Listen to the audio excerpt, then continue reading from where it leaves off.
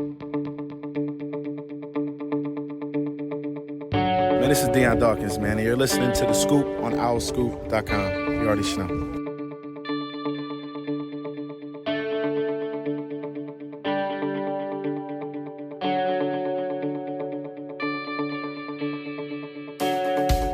What's up, everybody? Welcome back to The Scoop, owlscoop.com's podcast. It's season 9, episode 28. I'm John DeCarlo, the editor of owlscoop.com. Not quite a full house today, but I am joined by Johnny Zwislak and Declan Landis. Very happy to be talking Temple sports with these guys. We have a great show ahead for you all, including another interview with Temple linebacker, or former Temple linebacker, I should say, Jordan Magee. We promised that we would try to catch up with him after the NFL scouting combine out in Indianapolis, and he did a really good job out there last week, probably made himself some money. Of course, all that remains to be seen, but was among the top 5 in several categories in the 40 vertical and did well out there. The only thing he couldn't do was the bench press as he continues to recover from his torn biceps injury. But we have a conversation that I had with him that we'll play for you a little bit later. Of course, updates on the Temple men's and women's basketball teams. And we've got some spring football talk as well, because spring practice is starting next Tuesday. So we'll still be your best spot to come to for Temple football coverage as the Owls find their new identity this spring with more than 40 new players, as we've discussed before. So a lot of cool stuff to get into, along with answers to your mailbag questions. The Scoop, as always, is brought to you all by Greenspan and Greenspan Injury Lawyers. If you've been injured while on the road or the highway and the crash was someone else's fault, the insurance company is not going to be on your side. You need us, Temple law grads, who will fight hard to get the compensation that you deserve. We only get paid if we win. So in Pennsylvania or New York, call us today at 215-261-7359. That's 215-261-7359. And you can find them on the web at greenspans-law.com. That's greenspans-law.com. What's going on, guys? Declan, you are indeed alive. After your wisdom teeth surgery, you were a little concerned, especially. I was, but out of respect for our conversation last week, direct the questions to Johnny first, and then we can speak about my wisdom teeth. Oh my God. Johnny that's crazy. Johnny. I'm sticking up for you. I appreciate it, but I'm setting the tone early. You don't have to direct the question right away. Now it's awkward. Now you're trying too hard. This is performative. This is performative stuff. You're trying too hard. Okay. Johnny Was into the conversation premeditated? where it would happen more than organically. Johnny is more than qualified to be on this podcast. He spoke out a little bit last week. I agree. Hey, give me a little bit more of a voice. I'm just asking a question about your health. It doesn't mean that I'm not going to talk to Johnny about it. Look, was it premeditated? Yes, but it comes from a place of sincerity, from the heart. Okay. I want Johnny to feel respected by people on this podcast. And yes, did I have a major surgery? Perhaps. Okay. Some people are calling it that. Does my mouth hurt? Yes. Okay. Irrelevant. I want to hear how Johnny's doing. I mean, I didn't have a surgery or anything, so there's not too much to update on. So I feel like, maybe leading off with you and how you were doing maybe was the right thing in that scenario. But I appreciate the sentiment, and I appreciate, you sticking up for me. But let's get back to the issue at hand. How are you doing? How's your mouth? Good. I'm in pain, but less pain than I was. I went in. I told these guys off air, but so I had a consultation last Thursday. By the way, I got my wisdom teeth out. That's what this deal is.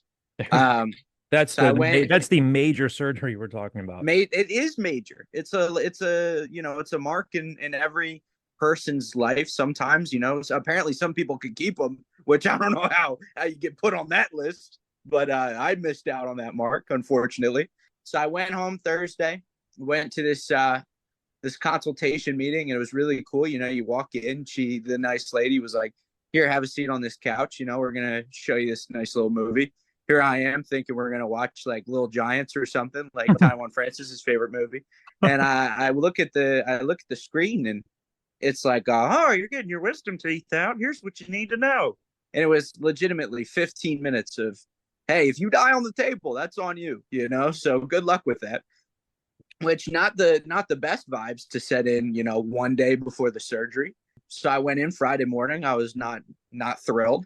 And I'm sitting in the chair, and they put the nice little IV in me, and 1 minute I'm talking and I'm looking at the IV, and the next minute I'm in the middle of the Northern Lights, like those things in the sky, like with the beautiful.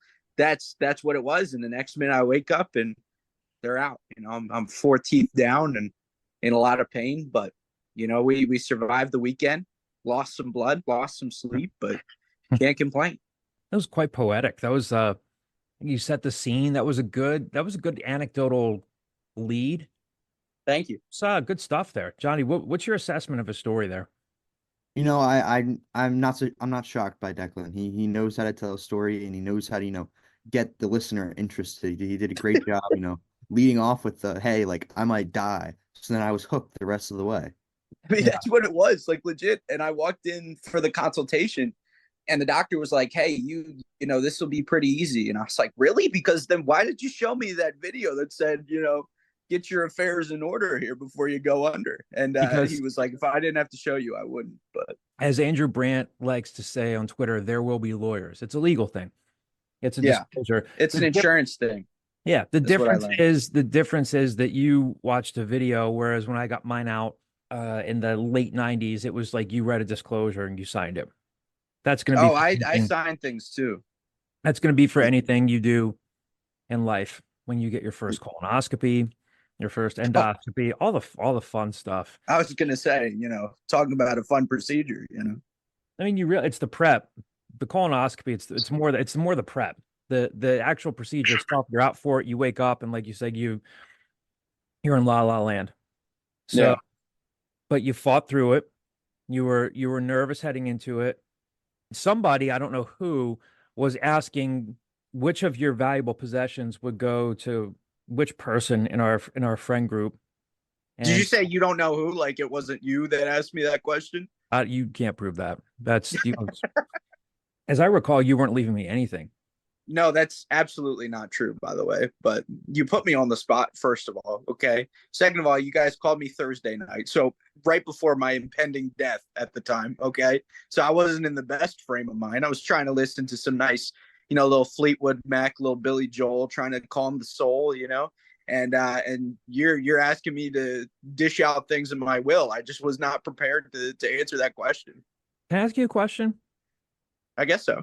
Do you think you're at all being just a tad dramatic about this? I am, but I think it's in my right to do that. I think feel your feelings. Feel my feelings, absolutely. Johnny, have you had your wisdom teeth taken out before? I have not. So I will take note of how Declan is going about this and do it the exact same way so that I get to be in the spotlight too. Johnny, if I could change one thing, I wouldn't do it. I'll tell you what, I wouldn't do it. But that's just me being a baby. So you're a lot tougher than I am. If you wouldn't do it, do you know what happens? The wisdom teeth that are impacted keep pushing on your other teeth and cause damage in your mouth. So you did the right thing. I've always been a firm believer that, if dentures were good enough for the founding fathers, they might be good enough for me. Simply amazing. Bottom line is, you're okay. You were always going to be okay. Wow. It was touch and go, but yes. Yes. Famous number 28s, gentlemen. What do you have? Declan, were you too thick to study up here? I, first of all, never study up. Okay. And you can't prove otherwise. Second, I've got two off the top of my head right now. Adrian Peterson, Marshall Faulk. Adrian Peterson, I feel like, has worn several numbers in the 20s. I feel like he's been a part of the last 3 episodes. I feel like he has in some shape or form. Yeah. Those are 2 good ones. Johnny, anything? Alec Bohm. Well, what a moment for Johnny. You guys just want to go straight to trivia here? I love a good trivia. You know that. I think this is going to be a little challenging for you guys. A lot of guys that aren't really a part of today's generation. Whoa. We talked about AP, talked about Marshall Faulk, arguably the richest professional athlete walking the face of the earth right now. Cristiano Ronaldo. Yes. Very good. Is that what? Manchester United, maybe? The early days. I think so. I don't think you'll get some of these. Sam Newman, former OwlScoop.com staff member, now with Awful Announcing, we get this one. Former New York Jet, former New England Patriots running back. I mean, we're talking 95 to 2006 here. I just don't think you guys will get this one.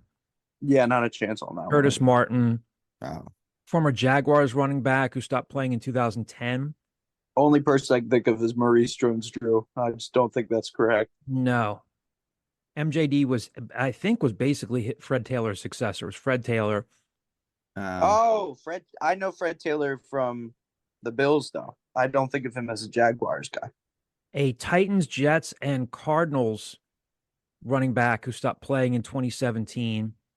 Was a big fantasy guy. Say the team one more time. Did the bulk of his best play with the Titans. 3-time Pro Bowler. The fantasy thing's throwing me off. Chris Johnson. Oh, yeah, I wouldn't have got that, but Yeah, I'm looking at another running back, couple of running backs here from the Bengals. Corey Dillon, you guys wouldn't get that one. I'm literally just going down the list here. I'm just trying to think of one. Oh, I think it's coming to me here. Sixers legend Charles Massey, I believe, is 28 for the Spurs. Oh my God. Just a bad week for us with famous number 28s. Yeah, Right. usually not our strong suit anyway, but yeah, even I was worse gonna this say. week. No, But you were, don't usually do great. Declan, you just needed to get more than anything. You just needed to get your strength back this week. It was, Yeah. like you said, touch and go for a little while. So Yeah, recovery. we'll do better next week. I think we're inching closer and closer to retiring this segment, as Kyle said. I think we need something else at the outset of the show. I've got some ideas. We'll talk about it off air. I know we've talked about it a little bit on a previous episode. I think Around This Date is funny, and then the radius just keeps getting bigger and bigger. Who knows what'll come up? It's unpredictable. Around the state? What's that? Around the state? Around This Date. Oh, around this date. Oh, Yes. I thought around We this wanted state. This Dr. week in Breezewood. Yeah, we don't want to dox ourselves here. Who knows who's on the internet? Okay. This week in Johnstown. There we go. I don't know. Have you ever been to Breezewood or Johnstown? You know me well enough to know that if I had been, I couldn't tell you. Yeah. On the way to Pittsburgh. Not much out there. But we do love all of our listeners in Breezewood and Johnstown. So Good save. don't want to alienate them. We promised you guys another interview with former Temple linebacker Jordan Magee.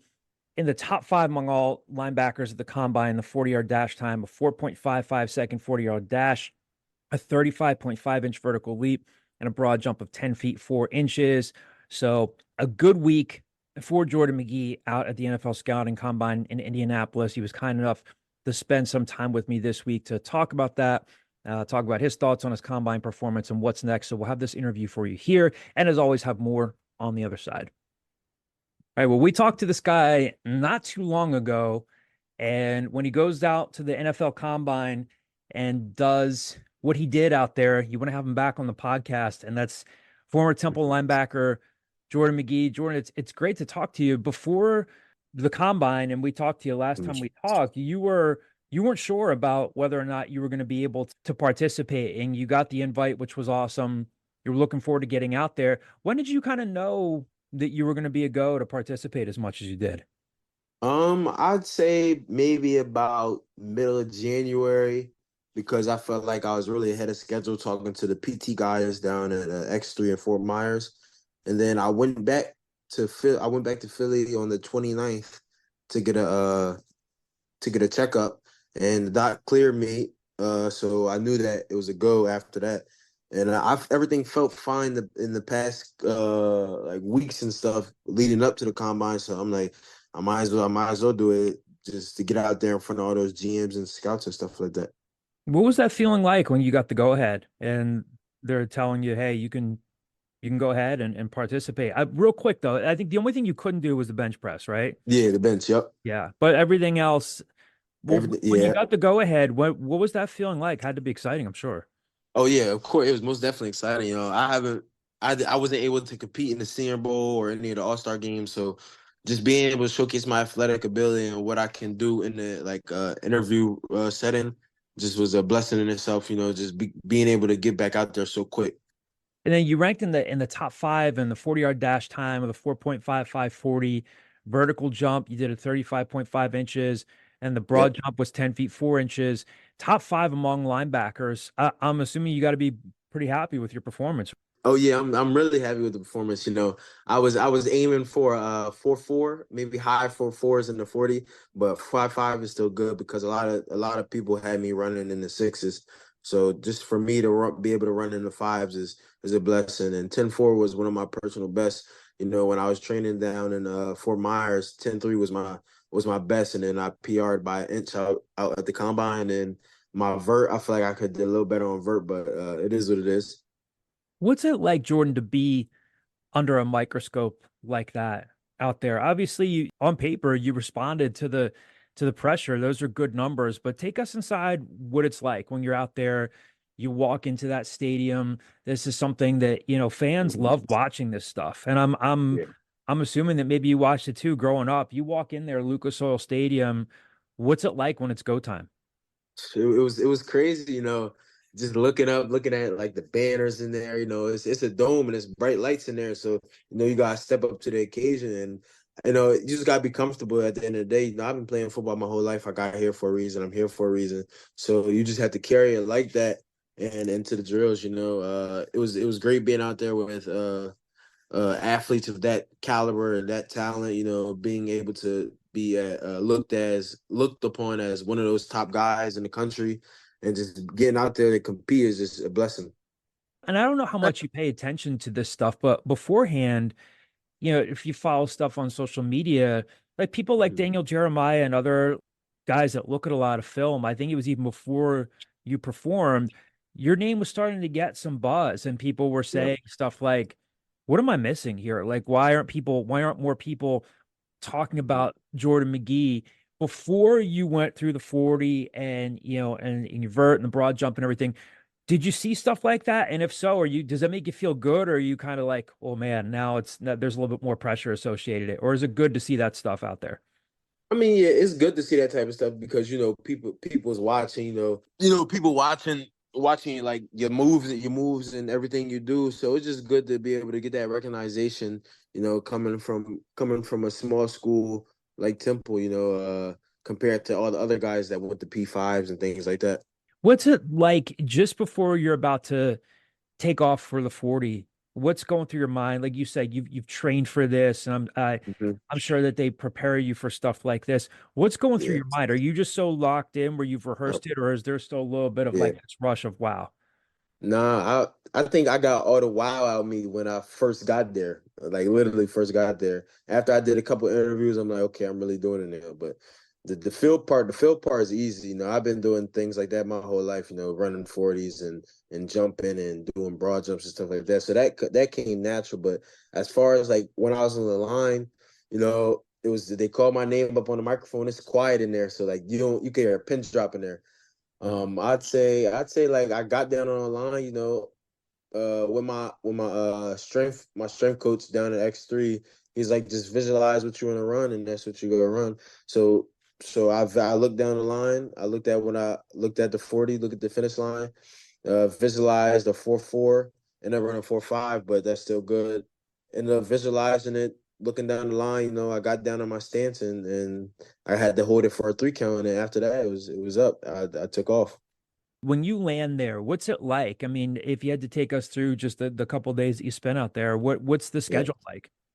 Okay, so the first day, I got there on Monday or Sunday. Oh, I forgot what day it was. I think I got there on Monday in the morning time. As soon as I got off the plane, met with a couple scouts. They go walked us through the airport down to like the bus, the little charter that they had that takes you from the airport to the actual like the facilities and all that stuff.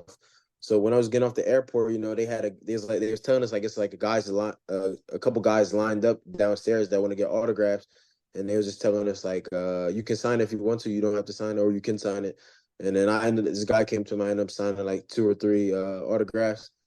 Then they took us to Lucas Oil, walked around in there for a little bit, take pictures, all that. Then we got down to business, had dinner, had orientation. Later in the day, had formals and informal interviews. So those were about 4 hours. So we had formal interviews for maybe like an hour, hour and a half, and then informal for the rest of the time. Then the next day is when like the medical stuff started. So we had to get EKGs, chest X-ray, urine samples, blood drawn. They invest millions of dollars into you, so they want to find everything out about you that they can. They want to see if anything's wrong with you. So we did a lot of medical stuff. I had torn biceps, so a lot of teams requested like MRIs and X-rays on my bicep, different things like that. So majority of day 2 and 3 was a lot of like X-rays and medical stuff. And we had orientation on the third day again. So we had a couple of like NFL legends come and talk to us. This is about their experience and like what they want us to get out of this experience. Then I'd Who'd you say hear from? Who talked to you? it was honestly I honestly forgot his name, but he was a player. I talked to Chris Carter for a little bit, Hmm. and I talked to Thomas Davis for a little bit. Okay. So yeah, so I talked to those two guys the day of when I was about to run. I talked to Thomas Davis. He gave some good insight of like just don't worry about the time, just get out there and run, and you'll find out the time after. But other than that, I'd say on Wednesday, we got fitted for like Madden, like they scanned our bodies for Madden. Like that was a cool experience. Thursday is when we got our measurements in the morning. So we get measured and stuff like that, weigh in. Ended up having like a little break in between, maybe like 3 hours in between, eat real quick before you go out there. And when you go out there, you're in the stadium, you watching like the D line finish up. Then you start doing stuff, stretching and things like that. Doing little things like let me see. So after we was done stretching like in the line, we moved on to a flexibility test. So they took us through like five tests just to test your flexibility. Ended up passing all those. Then you move on to I started with the broad jump, with the vert, then moved on to the broad jump, and then started to warm up for the 40s. They called us up. They was telling us like what you can do and what you can do with the 40. Ended up running the 40. I felt like I had a good time, so got to position work, stretched a little bit before position work, and then got right into position work. And then at the end, they asked us if we want to do like short shuttles and stuff like that. A couple guys did it, but everybody's legs was really dead, so I didn't get to do the short shuttles. But it was a great experience overall, And then on Friday, we had to wake up early for a drug test, and then that was it. Is there like a sense of relief when it's all over? I'm imagining, like you said, it's like trusting your processes, your instinct. I would imagine there's a little bit of adrenaline when it's all over. Is there like a sense of relief where you're like, okay, I did it?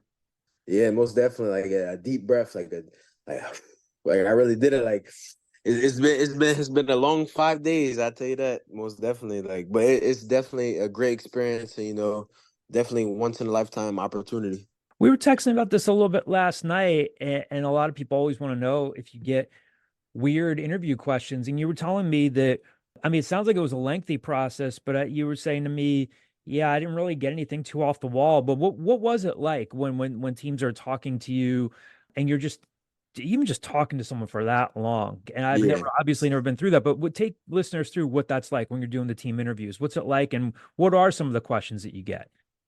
So I had a formal with Dallas. That was my only formal.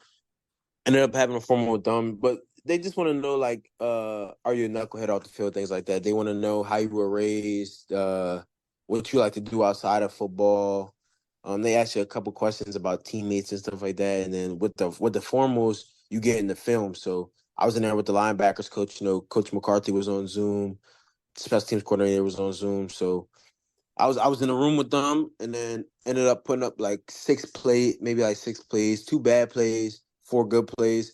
They just want to test your retention skills, how well you retain information. Can you remember what you ran in college a couple months ago? Like simple things like that. They want to know for a linebacker, were you communicating in the front right here, or do the safeties control it, or like how do you get the signal in? Like, do they signal in from the sideline, or do you have like a play caller? Different things like that. They just want to understand and want to know, like, do you really understand football? Like, how high is your football IQ? Is that the more exhausting part? Because again, we've talked about this. You're a smart guy. You know the game But when you're Yeah. being picked apart like that and you're on Zoom too, and it's like the stuff that you see on TV, diagnose this, what'd you do here? What went wrong there? Did you Mhm. hit the right gap? Is that almost a little bit more exhausting than the 40? Uh, I'd say, when I was going into the informals, like I never done like those type of interviews and stuff because Yeah. I didn't go to the Senior Bowl or the All Stars, so I didn't know what to expect. So I wasn't nervous, but I was like, dang, like what they about to ask me, what they about to ask me. But I cracked it off with a couple informals, so I got a gauge of like what they wanted to know and things like that. And at the end of the day, it's just talking, being yourself, being truthful and honest, and that's the type of person I am. So that came easy to me. So I had a couple of informals before the actual formal, and the formal wasn't bad. It went good. They said that was one of the top formals they had, and and then I had a couple more informals after the formal. But other than that, I felt like I did a great job, and it wasn't really exhausting. I'd say that part came easy to me because I love football. Like it's I wake up and eat football. Like Mhm. that part's easy to me. I'd say the most like demanding part was like the medical stuff. Just being Yeah. able to sitting in a medical room for maybe 5 hours Mhm. waiting to get MRI.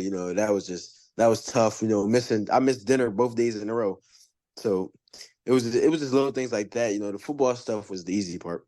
Is that kind of nerve-wracking too? Because I would imagine you have a strict regimen that you want to stick to, especially when you're going to be doing all this stuff. Like you want to eat as well as you can. And when you miss dinner Yeah. like that, what do you do? Yeah. How do you adjust?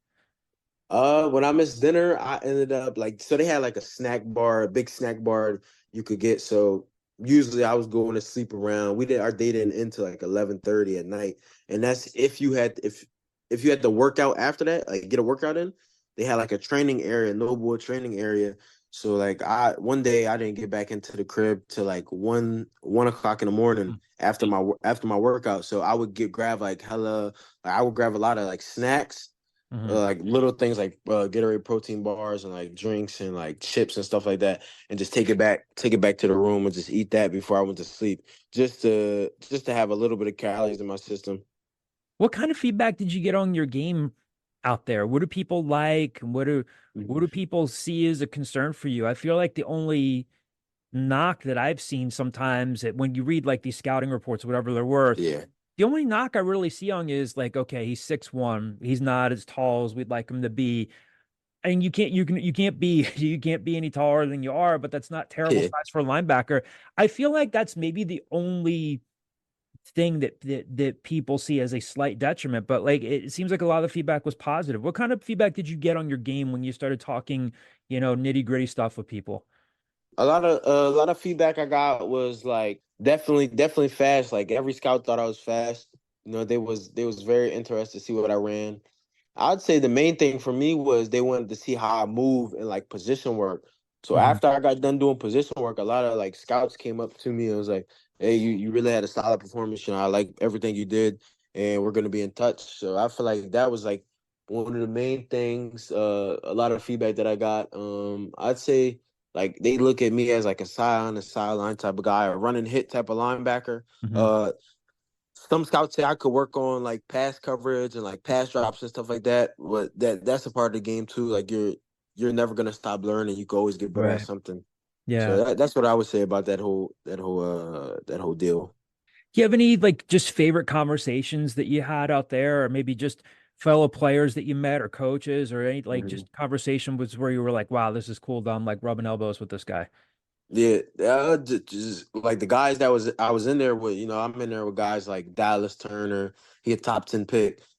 And you would think he would be like a different type of like guy, Hollywood, but he was down to earth. He's a cool guy. I chatted up with him for a little bit. Guys like Jeremiah Trotter. I Mhm. talked to him a little bit. I didn't talk to him that much, but I talked to him maybe a little bit. Just getting out there with those type of guys and being able to compete. See each other in a competitive atmosphere. It is what it's about. Will you participate in pro day at Temple, or are you kind of good with what's your best course of action? Will you run the 40 again, or are you kind of good on your 40 time? Will you do stuff at pro day, or are you kind of just like letting the combine speak for itself? So I'm in conversations with my agent. We're still talking about that. Everything that I've heard, it sounds like I really don't have to do a pro day Hmm. because I've showed my athletic ability in front of in front of GMs and scouts and different guys, all the top guys. I'd say there's a possibility I could do pro day, but right now it's looking like I probably won't do pro day. I don't know yet. We'll see. Mm-hmm. But other than that, it's just a lot of like meetings with teams, college scouting directors on Zoom. Like I had Houston today. I was talking to Houston today. I have a 30 visit coming up with the Cowboys. I'm not sure if I have a 30 visit with the Eagles. I still have to talk to my agent. But that's the plan for right now. What's next for you? Like, what do you work on? Is it just some of the same stuff or anything in particular? Yeah, same stuff. More position based now since I probably won't be doing like all the drills at combine. More position based. Getting in shape for rookie mini camp and slight workouts and things like that. And is it still, I know this is like the meaningless question to ask. Did any of the feedback change? I know the draft is the draft. You could go third round, you go in the fourth round, you go in the seventh round. Nobody is going to know until it gets here. But Yeah. do you feel like, I mean, it looks like you helped yourself. Did you hear any sort Yeah. of different feedback after the times and the numbers that you posted? Yeah, so I'd say about that, a lot of teams before I worked out, a lot of teams had me in like those later rounds, like the sixth, seventh round, or to like an undrafted. But now, not undrafted, but now they're saying them like a early day 3, maybe day 2, like a late day 2 pick. Like I know the Cowboys had me slotted at like they don't see me making it out the 10th pick of the 4th round. So if they have a pick, if they have a pick around that time, hey, you never know. But I know a lot of teams have me in like that early day 3 time now, like round 4, around that range. When you and I have talked about this, you really do seem to take everything in stride pretty much. And you've talked a lot about the advice you've gotten is like, hey, I really just I have to stop and enjoy this because I've earned this. And it seems like you're still in that headspace. It just seems like you're Yeah. really enjoying this. It doesn't seem like you're getting too high or too low about it. Is that still the case, or is there another level of it now where you're like, biggest stage I could be on? I went out there and did really well. And now it's really starting to get serious. Is there another level to it, or are you kind of just feeling like, okay, this is where I am? It seems like you're pretty calm and collected about it.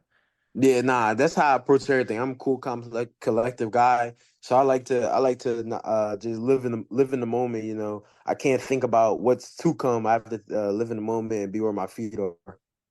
Any good advice from any like the former Temple guys like a Tyler Mm. or Sean Bradley or anything since? Because again, it was cool to see you get the positive feedback and coverage that you got. You went out there and did well. Did you hear from anybody after the combine with any good advice or just anybody reaching out to congratulate you? Yeah. A lot of Temple alumni. Sean Chappelle, Sam, guys like that. They reached out saying Sean was telling me he was faster than me still, but because he ran a faster time, but. Other than that, guys was reaching out to me like they're proud of me. Little things like that. Temple tough. Just keep carrying it how you are. You're here for a reason, and continue to be that type of guy. Thanks, Jordan. I Yeah. appreciate it. Good luck. Hopefully, we'll see you around over at the complex. Oh yes, sir. No problem. So some great stuff there from Jordan Magee. Always a pleasure to talk to him. Again, as we said at the outset of the show, Temple's first spring football practice is going to be a week from today. So we're recording this on Tuesday afternoon. So Tuesday, March 12th will be Temple's first spring practice. We'll be talking to Stan Drayton, wide receiver Ian Stewart, and defensive lineman Demerick Morris. After that practice, they're going to be on a Tuesday, Thursday, Saturday schedule. So there's going to be media availability after those sessions. We'll get a handful of interviews with players, with Stan Drayton, each of the coordinators and the position coaches at least once. So again, stay locked in with owlscoop.com for all of your spring football coverage. Monday, March 25th is going to be Temple's Pro Day. And then Saturday, April 13th is going to be the Cherry and White Spring Showcase, in quotes, instead of the Cherry and White Spring game. If you've listened to our podcast before, we'll tell you that you hope for a great weather for the Cherry and White game. It's a fun thing for the fans, fun thing for the fan base and the alums, both the football players, former football players to come back. And it's a great day overall if you're a Temple fan. But we typically try not to make too many determinations off the game because the game plans are watered down. Declan didn't get the memo on that a couple of years ago and was really, Except for Kyle Williams. yep, was really hyping up Kyle Williams. I think Kyle Williams has some ground to make up to get into that running back rotation. But again, he was a hell of a player at Harrisburg High School. So, but I think they're calling it a showcase game because, you know, it's that and nothing more. But nonetheless, coming up a little bit more than a month from now, guys, before we start getting into this women's basketball team, we'll have obviously a lot more tangible stuff to talk about when it comes to spring football, when it comes down to getting into the interviews and the little that we can see of practice. Although I believe Rich Berg was telling us that I think we are going to be able to see either 1 or 2 scrimmages in full, which will be 2 full scrimmages, Declan's telling me. So that'll be a plus. That'll be a good thing for us, and of course, a good thing for all of you, because we want to educate and pass along stuff to you guys in this podcast and with our coverage as much as anything. So, guys, give me a name that you think we're going to be hearing about after spring ball, and it can't be Evan Simon or one of the quarterbacks. That's a great question. I've looked for a while now at that secondary. I think that's going to be easily one of the biggest gaps to fill. And I really like Adrian Lang, the cornerback. You know, he's going to be a freshman. Is going to have a lot to prove, obviously, but I think he could be somebody that, you know, like we mentioned, or like I mentioned, excuse me, that there is a massive, massive talent gap in, you know, what has been over the past couple of years and what is now. And I think that's somebody that could really step up. I think he's somebody to look out for this spring. We'll see, though. For me, I'm also going secondary because I like Declan. I agree. This is an area that desperately needs help with the people that are leaving, and the people that are people that are still here probably aren't as talented. I'm gonna say Torrey Richardson. He's a guy transferred from UTEP. He's got a lot of experience. I mean, I think that's what they need right now. They need someone that's experienced, can come in and plug and play and kind of pick right up from and try and pick up the slack. So I think he's a guy that could come in and make some noise early and get people excited. There are 2 names that jump out to me. Tyree Washington, one of the new running backs from junior college player from Stockton, California, from the City College of San Francisco. Just seems like they're pretty high on him. He can break tackles. He's elusive. He's got some craftiness to him, 5'10", 210 pounds. And then Malsapalu, the junior college offensive lineman, they really have lacked an interior athletic road grader type that can really just push people off the ball in the middle of the line. We've seen just how many times the pocket collapsed for E.J. Warner, whoever was playing quarterback when he was out with his concussion. So again, all these guys have to come in and prove themselves, but there will be no shortage of names, questions, things to look at with this team in the spring because of the newness of the roster. Again, 40 plus players new to the program, and that's just now. We'll continue to emphasize that there could be, and most likely will be, more roster movement post-spring as the coaches evaluate where they are, some of these players evaluate where they are. We will be looking at position battles, getting as many interviews as we can, getting as many players and coaches as we can on the pod. So a lot of fun stuff to look to in the coming weeks for spring football coverage. This Temple women's basketball team, guys, they're going to host FAU on Wednesday night. Tomorrow night, we're recording this again on a Tuesday afternoon on senior night. So FAU is 11-17, 6-11 in the American. So on paper, this is a game that Temple should win. Anaya Hubbard is FAU's best player, one of the better players in the league. He's a very good player, averaging almost 18 points and 5 rebounds a game, shooting 50% from the field. But I think we can say that Temple probably has the better roster here. They took care of business Sunday with an 81-66 win at ECU behind a really, really good game from Tiara East. Career highs of 28 points and 13 rebounds. She led 5 players in double figures in scoring. So, again, for Temple to win the regular season title now, because they lost to Tulsa last week at home since the last time we recorded, for Temple to win the title, the regular season title, and get that top seed in the conference tournament, North Texas would have to lose to Memphis, and Tulsa would have to lose to Tulane tonight. Both those scenarios seem unlikely, but we'll see. But at the very least, Temple would have the 3rd seed in the conference tournament and a double bye, so right to the quarterfinal round there. Guys, a couple of questions for you that are on my mind. And this first one sounds more like kind of like a sports talk radio superstitious topic, or a question that people ask when it comes to teams that are on streaks. Is there anything good that comes from Temple maybe getting a loss out of its system after that 76-67 loss to Tulsa last Wednesday that broke their winning streak. Tamira Poindexter, by the way, had 30 points in that game. Really, really good player. Arguably one of the top players, if not maybe the best player in the conference. She was a big, big factor in that game. So they lost to a good Tulsa team. Is there anything good that comes from them getting a loss out of their system? Obviously, if they beat Tulsa, they're in the driver's seat and they're on their way most likely to having the top seed, a regular season title. So it's not everything's good, but can it all be a wake up call, a teachable moment? Again, it's not like they lost to a bad team, but is there anything that you guys would put into that to say, okay, maybe it's a good thing that they get a loss out of their system right now before they close out the regular season and head down to Fort Worth? I would say if you would have asked me like the day after like they had lost, I'd say, I mean, probably like you still want to, like, that game specifically you don't want to lose. But I think after seeing how they played against ECU on Sunday, I mean, they like the first quarter they came out a little slow and then they completely dominated the rest of that game. Like it really like ECU made it close a couple more times, but it just did not feel like they were in that game at all. And it felt like they were playing like hungry and angry. And I feel like that's the type of stuff you need if you want to go far in conference play. And I think that loss to Tulsa made them more frustrated than I think they've been all season. And they have tough losses to SMU and Memphis. I mean, this is a Temple team that, I mean, they played really well after losing. They always typically bounce back, but they looked different against ECU. Declan, would you agree or disagree with that? I'd agree. I think they needed a little more fire. And every team can use a little more fire. But also when you watch that Tulsa game, they shrunk the lineup. And it seemed like they were a little more tired at the end of the game. And I think that was a big part of it. Was almost like an adjustment at the ending stretch. And as bad as they played against Tulsa and they did not play well, they were in it, right? Like it showed me that there was a team that, maybe, I mean, Coach Richardson called their effort into question at the end of the game, but I just feel like there was the sort of push that maybe they needed.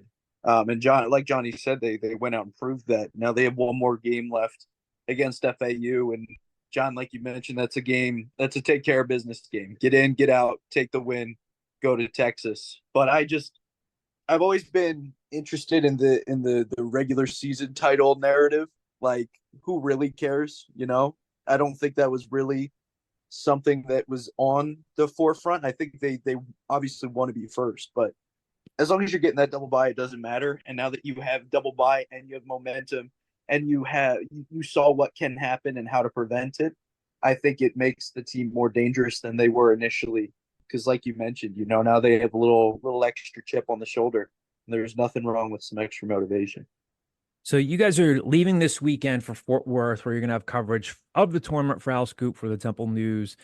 You guys cover the team as well as anybody. Give me one thing that you've seen that gives you reason to think that Temple can win the tournament and get back to the NCAA tournament.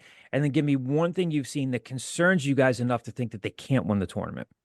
My first thought was defense, but that's too broad. I want to say the way that they can turn their defense into offense. So like when their offense is hitting on all cylinders, when their shots aren't falling, they still find a way to score in transition, force steals, force turnovers, and turn that into offense. They don't just get the turnovers and then like go slow, play half court offense. They know that if they're struggling, they have to run it, play in transition, and play to their strength there. So I think that's a place where if they're struggling on offense in the tournament, they can lean back on that and stay in games and find ways to win games.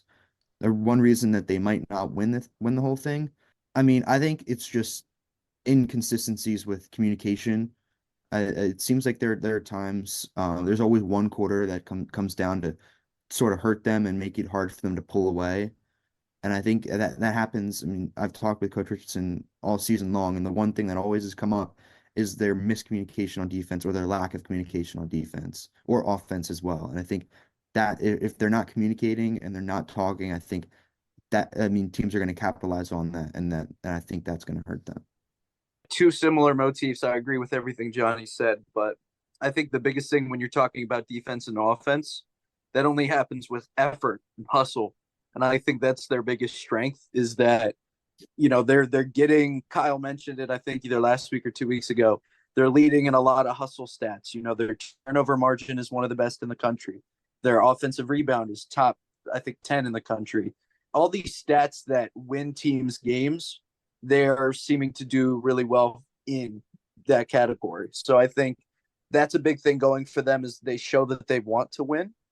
But I think, they still struggle in the half court offense. If a team is able to slow them down, they struggle with creating shots, finding that bucket, and getting comfortable in the half court, winning by being in the half court offense. So I think that's something, if teams were to slow them down, I think that's the easiest way, is, force them out of their comfort level, which is going quick and finding open shots, especially getting them late in the shot clock. But I think this team has done such a good job of finding ways to win outside of it, that I would be shocked if they didn't find some level of success, but that would be the thing stopping them from getting all the way to the top, in my mind. I think some of those half court sets is where they have, we've talked about this before. I know that every team and any team can be guilty of this, but just some of the misses that they've had around the rim that have really hurt them. I feel like you don't see them as much in transition. Granted, when you're in transition, it's a breakaway situation, but if they could eliminate just some of those misses around the rim, obviously I think they'd be better off. So you guys are gonna have a good time down there. Behave yourselves on this trip, for crying out loud. Oh, it's work trip, obviously. Business trip. That's for the men's team. Adam Fisher's team fell 72-67 to Tulsa on Saturday. Shane Dezzoni and Quante Berry missed the game. Shane Dezzoni had back spasms right before the game during the senior day ceremony. So he, according to Adam Fisher, came to them and said, I'm having back spasms, can't play. Quante Berry was supposed to be evaluated today, which is Tuesday, for a hand injury that he sustained in the Rice game. So we'll see what happens there when they get out to finish off the regular season. Oh, excuse me. No, they have UAB Thursday night, and then they finish out the regular season at UTSA before the conference tournament begins. As for Saturday, I'd say probably, I think, one of their more disappointing losses of the season. They came out flat. They missed 11 foul shots. They couldn't get stops. They fought back again, but they didn't need to and shouldn't have had to dig out of that kind of a hole for themselves. Hysier Miller scored 16 of his 19 points in the second half. Fans are going to, point to him missing that three near the end of the game, but they're not in the game at the end without him. He needs help. I wrote in my game story over the weekend that sometimes a coach's opening statement can be really just rife with cliches, but Adams was just right down the line. Here's what happened. Kind of told you everything that you needed to hear. So again, the story with them has been the same all year. They've struggled. They had that winning streak to kind of snap them out of, obviously, a 10-game losing streak they hadn't seen the likes of anything like that since 1976. So they had played some good basketball. Obviously, they really have to win the American Athletic Conference tournament to get into the NCAA tournament. Don't think they're going to have the pieces to do it. We'll see. Again, UAB and UTSA await them on the way out before they head down to Fort Worth. Before we get into the mailbag here to close things out, Temple's athletic department got what they are calling its largest athletics donation in the history of the program to endow the athletic director position, thanks to Debbie and Stanley Lefkowitz. Temple's going to become the 15th FBS school with an endowed AD position, and just the third group of 5 school to have that. So big step forward for the athletic department there. Let's get into the mailbag here. Some questions to close us out. Do one last quick scan to see if we got anything else. Oh, we got one more from Detroit Al. We'll finish with that one. So first one here comes from John Palmieri on Twitter. John's question is the Tough Fun getting any traction? To answer your question, John, I think it's gaining traction. If you listen to Andy Carl, who heads up the Tough Fun, if you listen to him speak, you'll know that they have targeted goals and they're not close to them. And they know that they'll need to be active in retention and acquisition if fans really want the results to change from this year to next. And that's coming up very, very soon. The portal opens up soon, and they're going to need NIL to not only get players out of the portal, but just retain them. Also, I think it's important to note that NIL is not just a collective at a school. The university has a vast array of assets and vendors who partner with the university. I don't know that any of them are involved in NIL. Like Andrew Hope said to us a couple of weeks ago when we had him on the scoop, this can be a win-win for everyone when it comes to educational and leadership and financial opportunities for everyone involved. So it's a big, big thing. Obviously, we talk about it seemingly almost every week. We talked about Hysier Miller. We learned through a couple of sources that we talked to over the weekend that he actually committed to SMU on his visit last year when he had dipped into the portal, and he came back to Temple for less money. You can't always count on that. You can't always count on hometown discounts. Again, I know that he has endured his fair share of criticism, but I think if you can play him a little bit or a lot more off the ball next year and bring in a point guard who can take some of the pressure off of him, he's a good player. Right now he's a good, solid player on a team. I think I've mentioned this in previous episodes. There's an expression in sports where like you can have a lot of Robins, but you need a Batman. This team needs a Batman. And I think with a couple of better players around him, Hysier Miller becomes even better. But you can see what he can do. I mean, he hit a couple of shots that were like in your face 3-pointers on Saturday. They can't afford to lose a player like that. And some of that comes with when we talk about retention with NIL. So it's upon us again. It's upon that program again. And so we'll see. So again, I think to answer your question, John, I think they're gaining some traction, but a long way to go. And I think they've articulated their goals. And, if you're a Temple fan, you hope for their sake and for the athletic department's sake that they meet those goals. Temple fan Al from our message boards has the next question. This is an interesting one. And this is a football question. If Temple beats Oklahoma, is it bigger than Temple upsetting Penn State years ago? Johnny, you're shaking your head. Yes, because that's an impossible hypothetical, even as a hypothetical. Never say never, Johnny. Obviously, Temple's going to be a big underdog in the season opener, but let's play hypothetical. If Temple beats Oklahoma, is it a bigger upset than Temple beating Penn State to open the season back in 2015?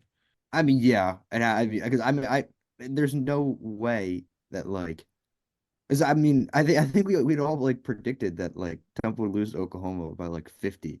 The Penn State upset was like great, but this Oklahoma one like would be like a Rudy type like scenario where like it's impossible. It's a different level of upset because you talk about Penn State and how big that rivalry was. And it had been how many years since Temple had beat Penn State at that point, John? 72 since the World War II era.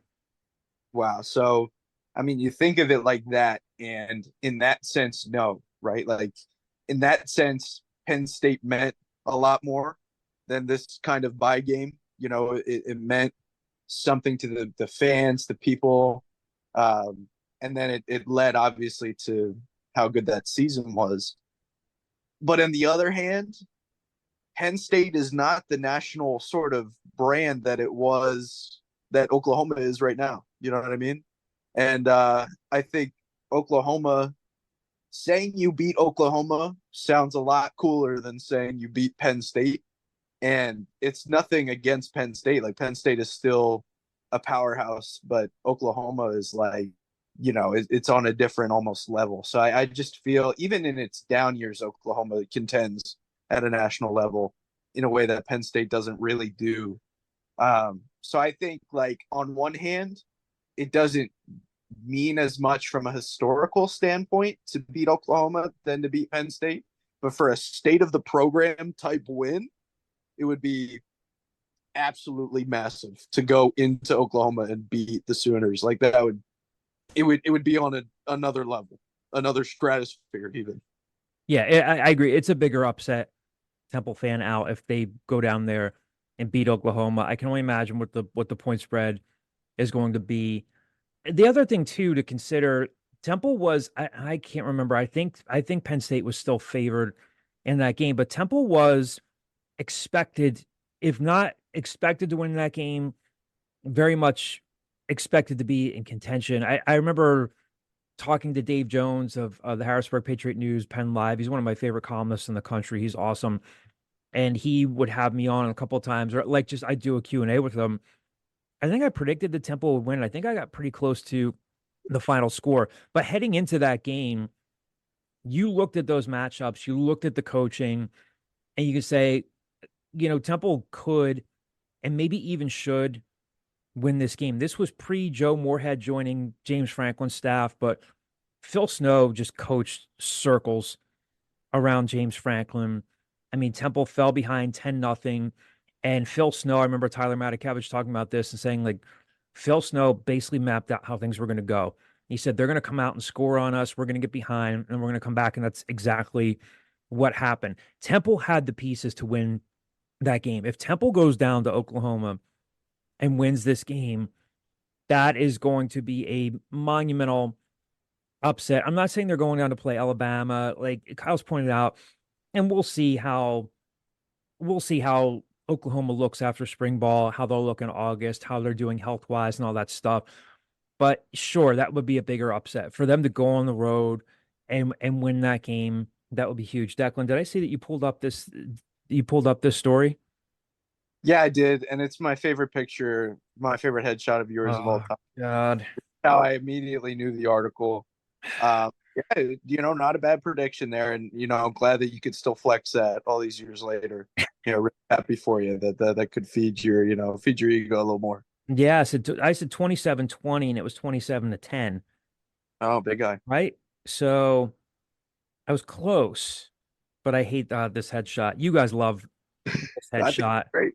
Why is it so big on the page? It takes up my entire computer screen. I don't work for Johnny. You might know that I don't work for Penn Live and the Patriot News. I don't handle their web development stuff. But right now you're just getting a whole lot of John DeCarlo right there. The second you said Penn Live, I was like, I know this. I know this in my research. Your research. I don't thank God Kyle's not here, because this segment would just go on another 2 or 3 minutes if he was here. So yes, I think it's a bigger upset if they beat Oklahoma. Not to take away from that Penn State win. Again, that was a huge monumental thing for the program. I was there, covered that game. You had grown men and grown women crying after the game because they were so happy. Again, it ended a 74-year drought of Temple not having beaten Penn State. So not taking away from that, but if they go down to Oklahoma, that's a holy crap. Temple is much better than we thought with, again, 40, we keep coming back to this, 40 plus new players.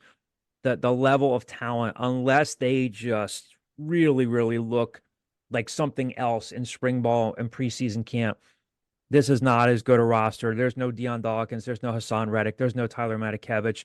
There's no PJ Walker. There's no Jahad Thomas. There could be players at those positions that play similar roles, but that was a really, really good roster. And I think they were just as good in that Notre Dame game against a more talented team.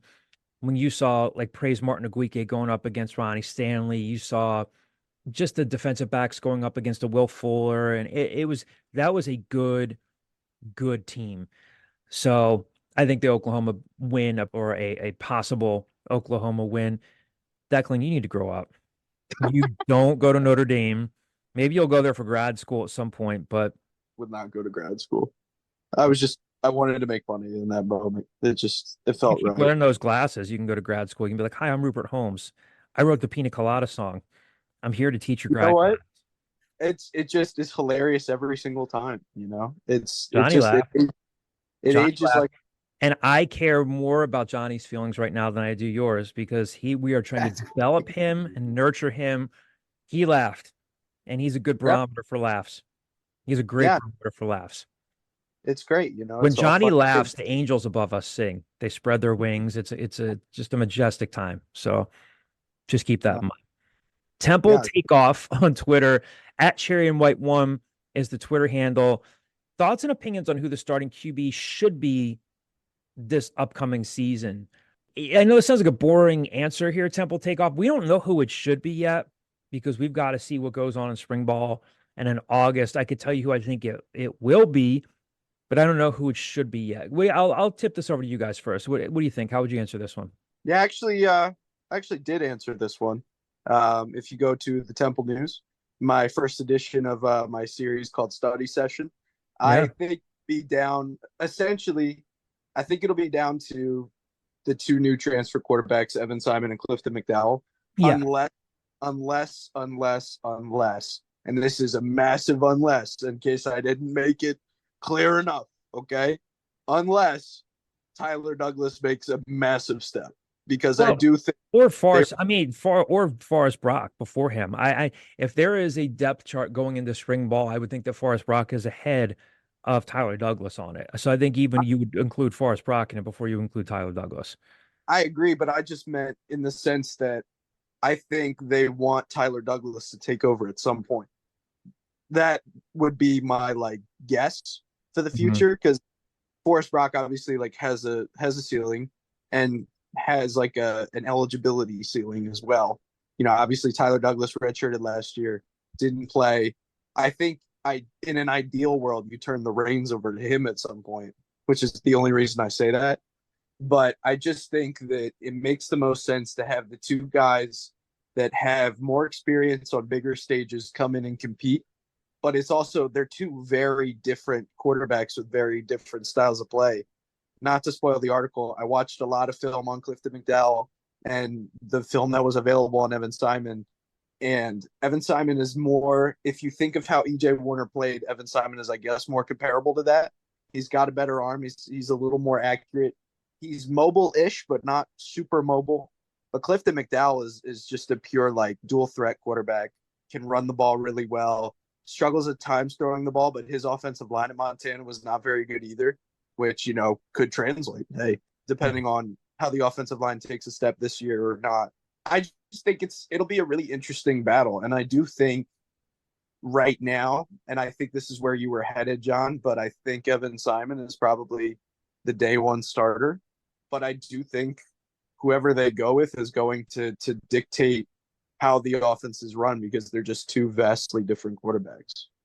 I mean, I echo kind of the same thing that you and Declan were saying. I think if Danny Langsdorff and Stan Drayton are trying to have a relatively similar offense to how they ran it last year, the pick is Evan Simon. I mean, he resembles the way EJ played, the same type of aggressiveness, the same sort of play style that EJ had. And I think if you're just trying to rinse and repeat and just do that again, you go with Evan Simon. But if they're looking to shake up their offense, looking to change some stuff, change some sets, Cliff McDowell, I think he's not a bad pick. I mean, I was watching some of the film with Declan when he was watching, and he carried his team to the FCS championship game. With the way with his feet, with the way he's able to throw the ball on the run. I mean, if you're looking to spice things up, he is a good pick. But I still believe that the day one starter will be Evan Simon. If I had to predict it right now, I would think that Evan Simon will probably start. You could see a situation where it's like a EJ Warner, Quincy Patterson type of thing, and the new lead actors in this scenario are Evan Simon playing that lead role there. Clifton McDowell, better or worse thrower than Quincy Patterson? Oh, much better. Much, much better. Better. I mean, strong, Quincy has a strong arm, just wasn't accurate. How about his arm compared to Quincy Patterson's? I would say that Clifton McDowell is as strong, if not a little stronger, than Quincy Patterson, and is more accurate. Now, where he struggled, though, is when he was under pressure.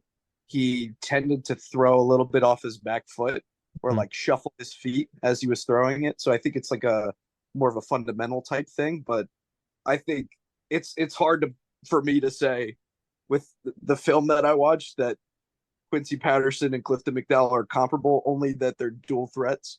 I just think McDowell is a much better passing quarterback than Quincy Patterson. The only thing I was going to point back to before we handle these last couple questions here, when you were talking about Tyler Douglas and they think in terms of longevity, they would want him to take over.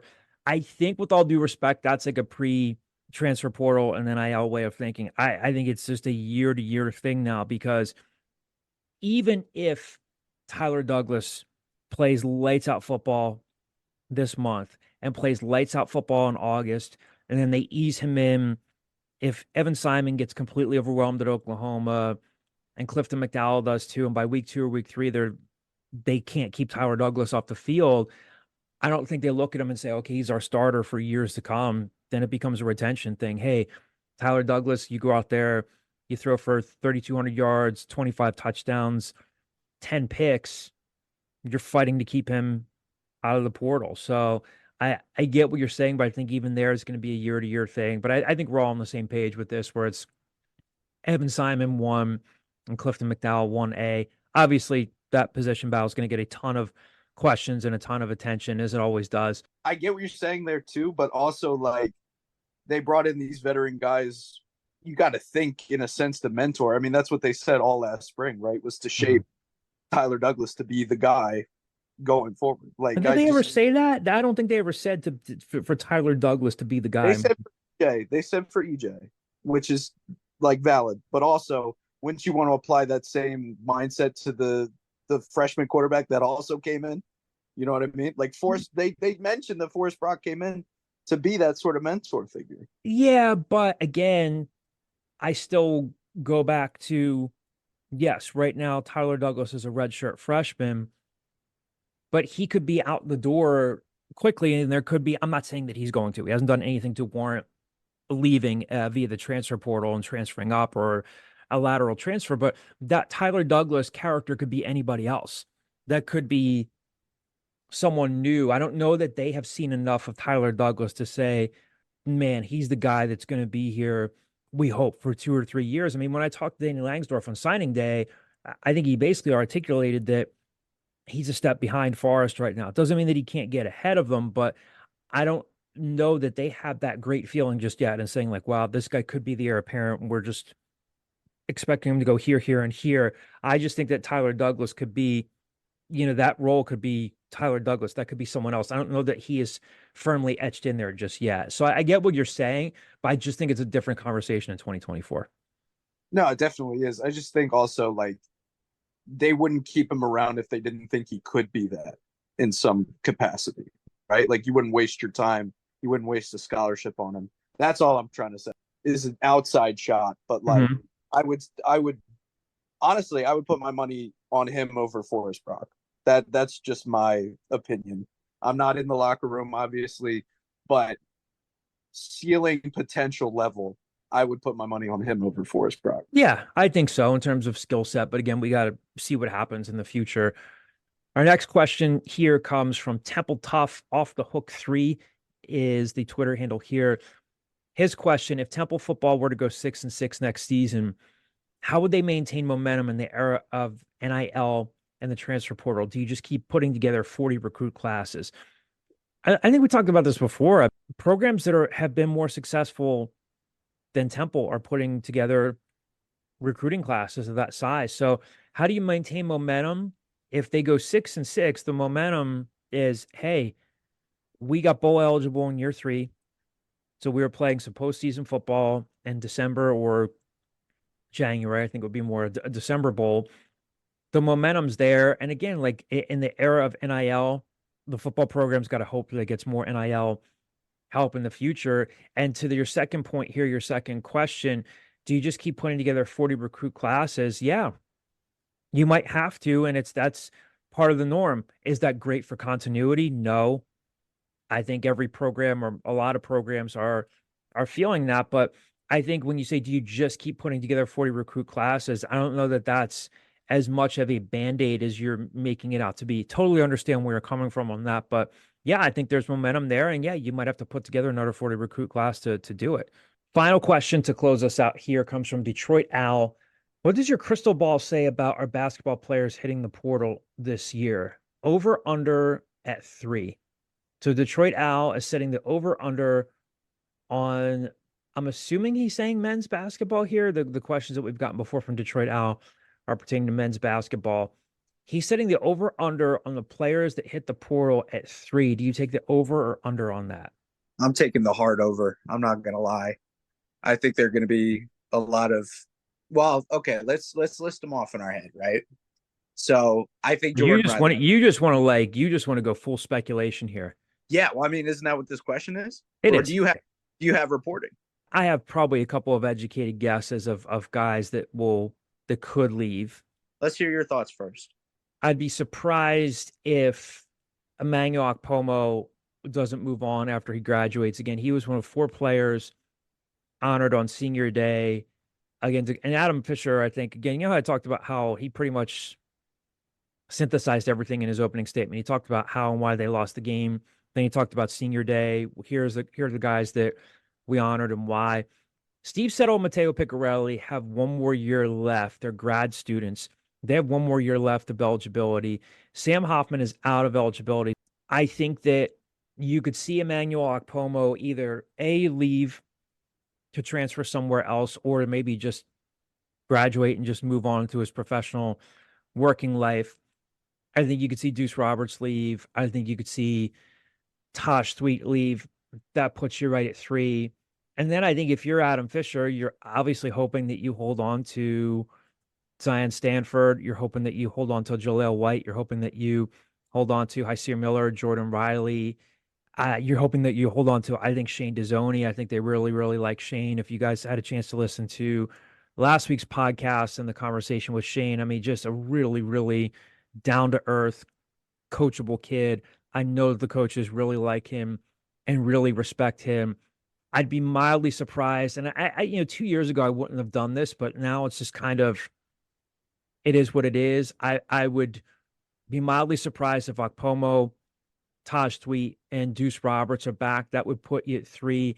I don't think it's unforeseen in this day and age, that they could lose somebody else to different opportunities. I don't know that I would go hard over, but I could maybe go over. That's my best guess at it, best educated guess at it right now. Well, the other interesting wrinkle in all this is what's going to happen with the 2-time transfer rule, because right now it's got the TRO still in that court, which means anybody can transfer and play right away a second time. But if for whatever reason, when that TRO is up and the courts rule that, you can only play after one transfer, like that's going to change some things for, maybe somebody like Jordan Riley who gets an offer because he's proven that he could be a good talent. If he gets an offer, but this is going to be a second transfer, so he has to sit out a year, maybe that, makes him hesitate as well. I think that situation would change my answer. I don't think we're expecting any discussion of that over the next, or any resolution of that over the next couple of weeks, right? No, but also what happens in the summertime, what happens before tip off, True. How does it affect everything? Once transactions go through, do they get enforced after that? I mean, it's just there's so much up in the air about it that it's hard to say, but I do think it's maybe five people leave in the transfer portal. So, I mean, we'll see what happens though. The other part of it though is the way that I read this question is hit the portal, not leave through the portal. So someone could enter the portal and come back kind of like Hyseer did. I mean, I'm not saying that that's a guarantee, but I think that kind of changes my perspective on if does it hit the over if someone enters the portal and then they decide to come back? Again, have not talked to Hyseer Miller about this. My educated guess would be that if Hyseer Miller hits the portal again, I don't know that he would come back. But again, he's Philly means a lot to him, and here this is educated guessing and nothing more. I think you have a shot of retaining him, if not a pretty good shot of retaining him. But no, that's interesting. Could you have a couple of players who hit the portal but decide to stay? Great question. I don't know. Well, I was just going to ask you, Johnny, does it change your answer that much? With the 3 being over or under, if it is just entering and coming back, how does it affect what you're saying?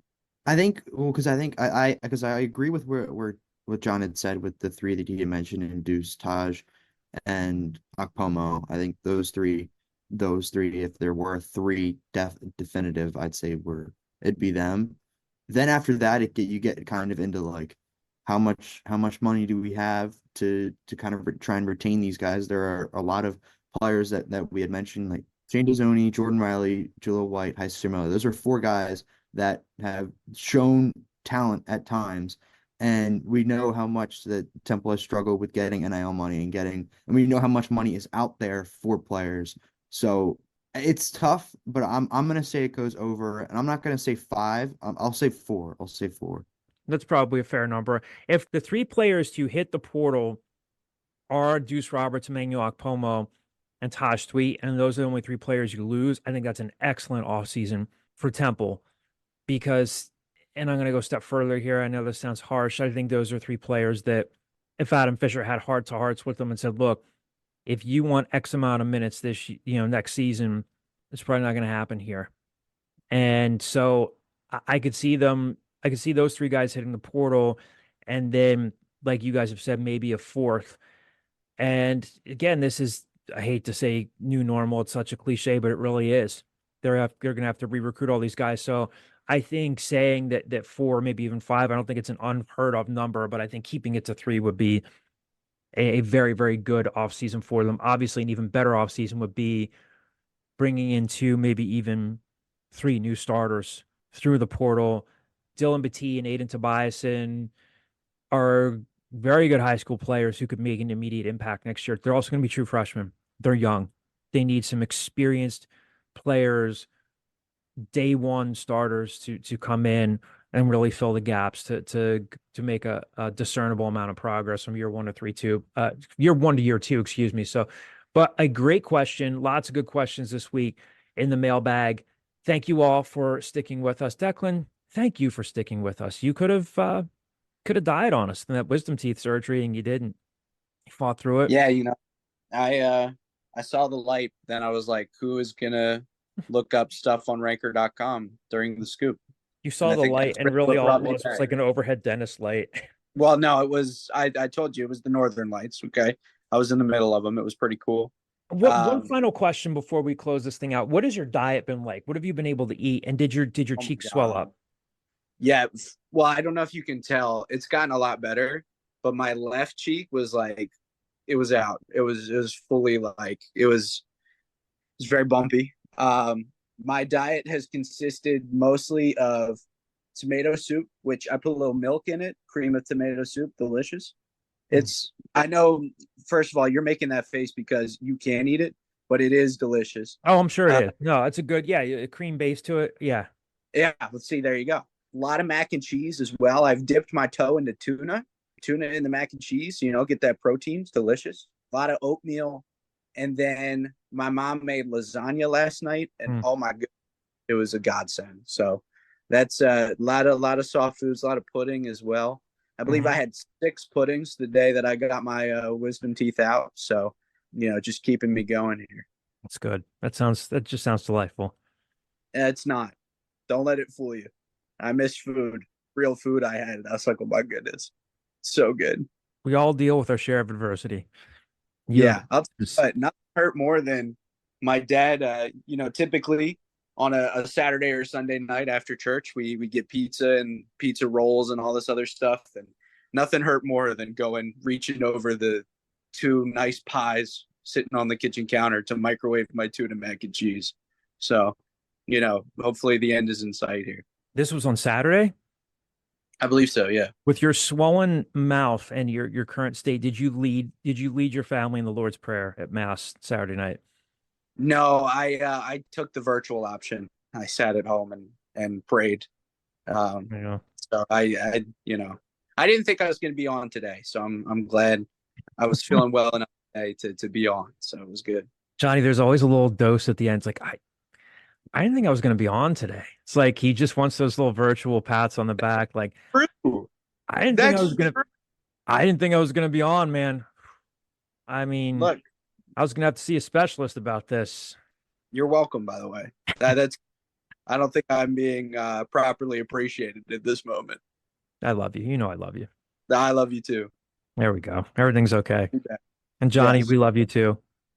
And we love you, our listeners. We appreciate you being with us for another week. We'll have more for you next week. Maybe a virtual appearance from you guys from Fort Worth. Probably. I would imagine, depending on what the schedule is. Yeah, we'll figure it out. So between now and next week, Johnny and Declan will be boarding a flight with Ryan and Jason, correct, right? Mm-hmm. And Rob. Johnny just made the sign of a cross. Rob Cruz, one of our fantastic photographers and photo editors at the Temple News. But love you both. Have a great trip. Thank Thank you all you. for listening, and we'll talk to you guys next week.